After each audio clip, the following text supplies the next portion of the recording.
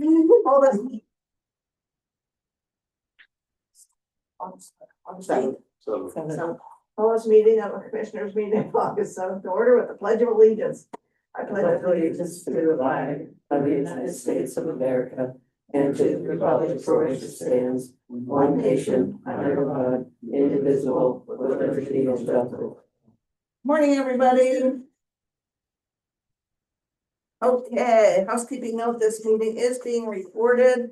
We'll start with introductions. Mr. Moore. Calvin Moore, IT Director. Jeremy Dorsey, Elk County Fair. Kimberly Fry, Elk County Elections Director. Marilyn Seco, the Courier Express and the Daily Press. Matt Fry, Elk County Treasurer. Rick Brown, Elk County Solicitor. Greg Bauer, Elk County Commissioner. Fritz Lecker, Commissioner. Matt Quisenberry, Commissioner. Pat Straub, Elk County Chief Clerk. Emily Andrews, Office Administrator. That's my only gavel. Thank you. Once again, thanks everybody for being here.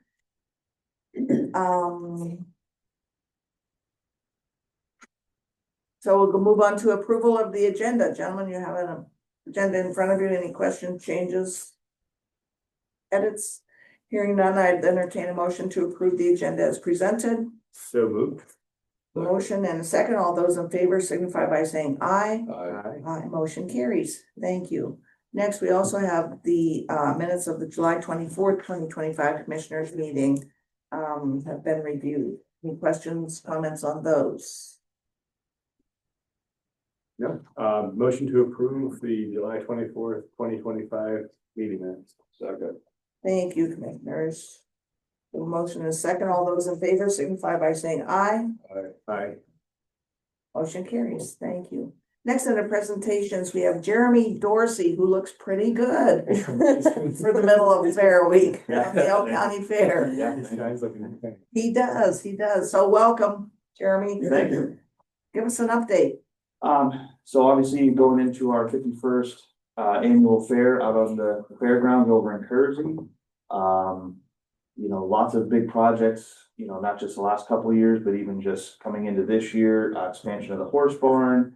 We have the Rita Gerber Memorial, gazebo that went up. That was kind of one of her last projects she started working on before she unfortunately passed away. You know, and really just continuing the hard work that we do every year. Keeping the grounds nice, everything maintained, state of good order, all that. Lots of exciting things out there. We have the America 250 mobile unit coming in some point today. I don't know exactly when.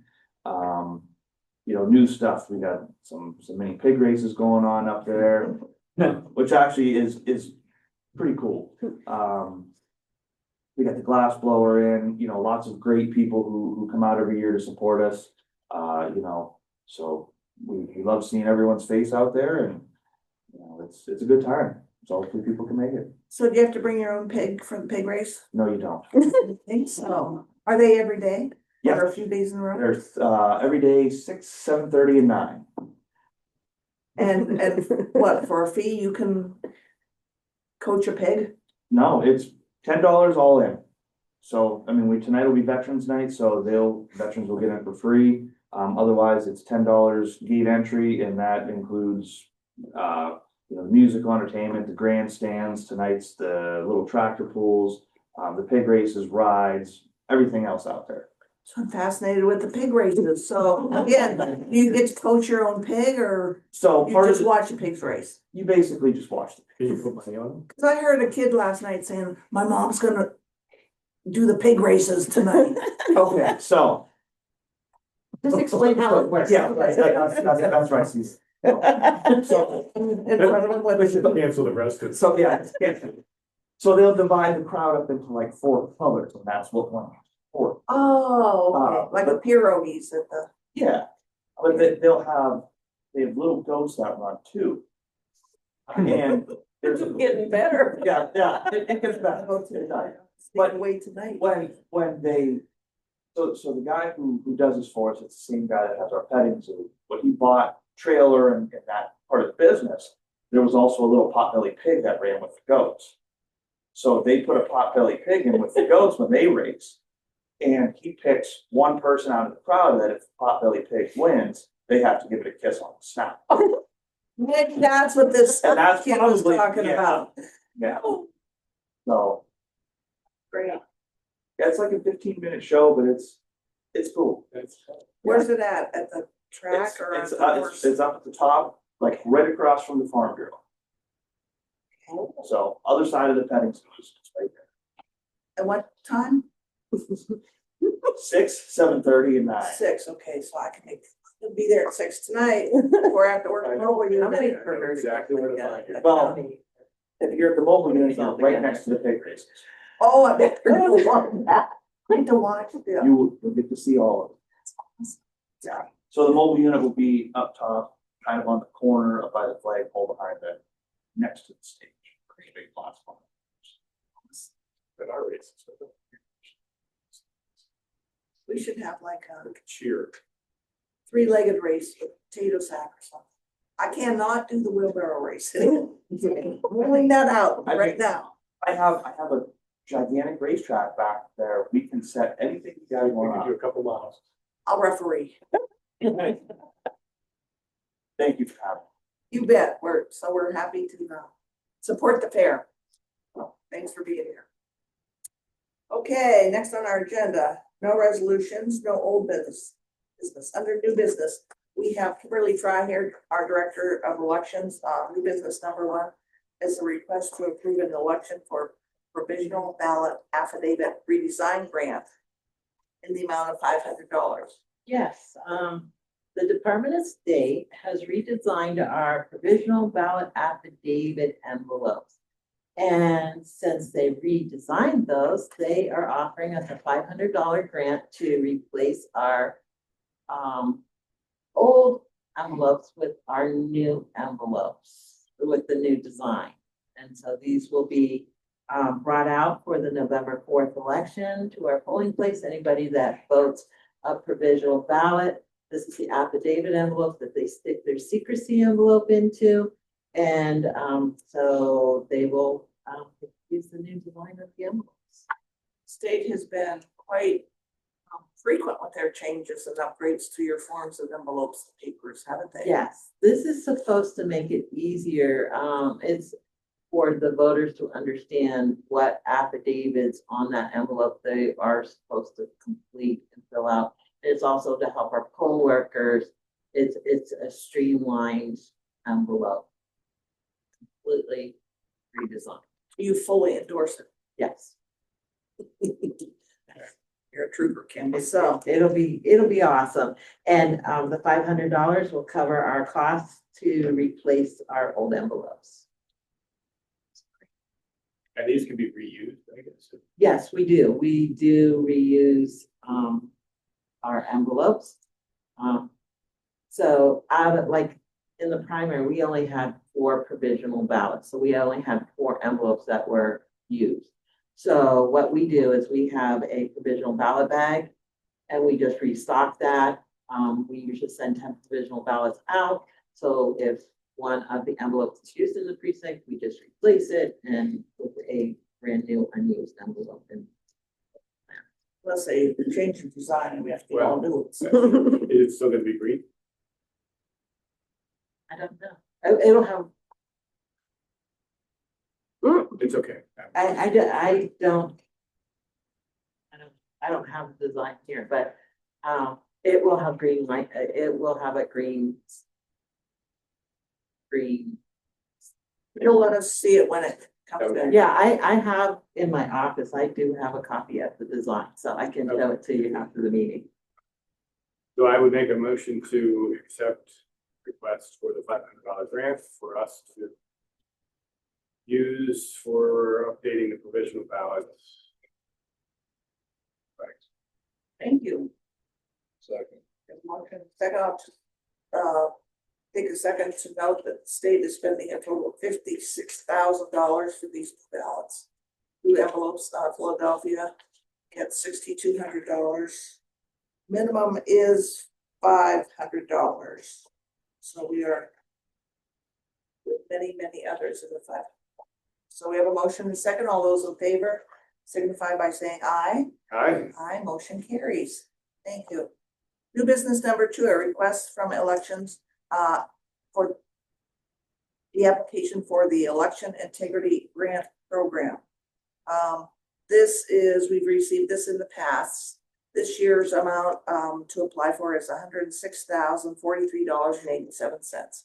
Kim, anything to add on this one? No, we use, just real quick, we do use this for various, needs in our office. And we follow the guidelines as to, what we are allowed to spend that money on. It's a great program. This is our 3rd year into this program. Great, and money is very helpful. It also is applied toward paying the poll workers as well, right? Yes, it is. Yeah, so we're glad to get this money. So I look for a motion to approve this request to apply for the EIGP in the amount of $106,043.87. So moved. So moved. Second. And a second, thank you. All those in favor signify by saying aye. Aye. Aye, motion carries. New business number 3, request from Veterans Affairs for approval of benefits for 4 veteran burials and 3 veteran headstones. For a motion to approve those, I'll make that motion. and I will second that. All those in favor signify by saying aye. Aye. Aye, thank you. Motion carries.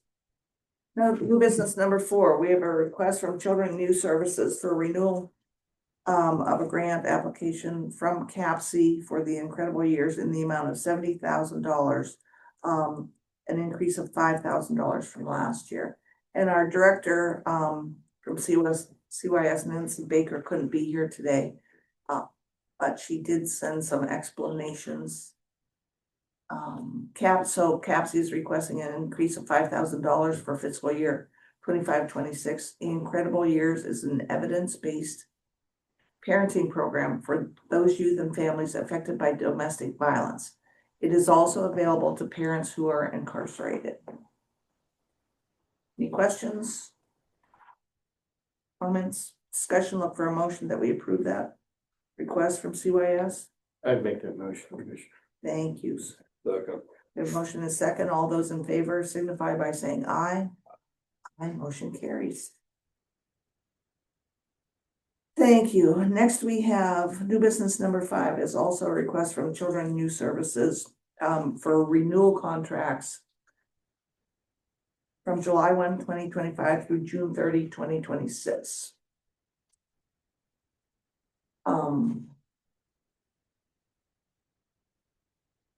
5A is a request from Peter Von Korf for assessments at $125 per hour with no increase. So we'll discuss these as a group, and unless there's an objection, we'll vote on them as a group. So Peter Von Korf is a psychiatrist who performs parent and child bonding assessments for the agency. Item 5B is the Bethesda Children's Lutheran's Home for group home placement at $350 per day with no increase. Bethesda is one of the providers that we keep in our portfolio. It's a group home out of placement provided for juvenile probation and children and youth services youth. 5C is Pathway Adolescent Home for group home placement at varying rates dependent on the care needed with a 5 to 24% increase. And Bethesda is a group home out of placement provider.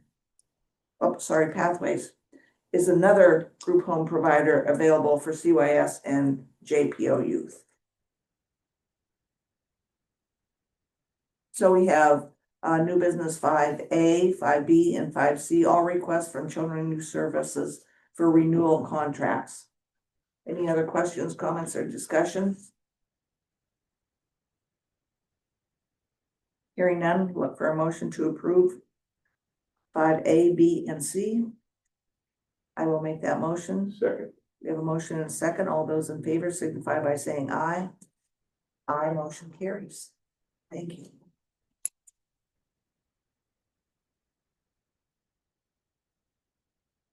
Okay, new business night number 6 is a request from the Ridgeway Alumni Association to hang a banner on the courthouse lawn to welcome home RHS alumni. This is typically in September of each year, and we've approved this in the past. This is a repeat request. No dates mentioned here. Yes, start date September 12th through September 29th. And the sign says, welcome RHS alumni. So look for a motion to approve that request. Second. Motion and second. Thank you. All those in favor signify by saying aye. Aye. Motion carries.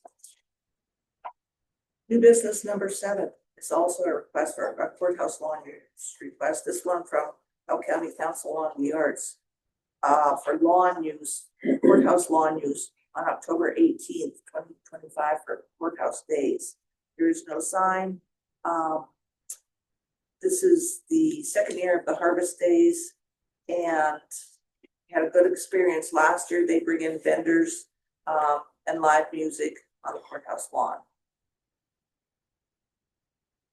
I would make a motion to accept the request from Mikado. Second. Thank you, commissioners. All those in favor signify by saying aye. Moving on. We don't have any correspondence this meeting. Under good of the county, we welcome and encourage the public to attend our meetings. America 250 PA updates. Again, we have our America 250 PA grant round open. That is for funds up to $500 for any Elk County organization who is hosting or wants to host an event, a contest, a celebration of America's 250th birthday. So please apply for that. Those. And level 3. Yep. And those applications are due on October 11th.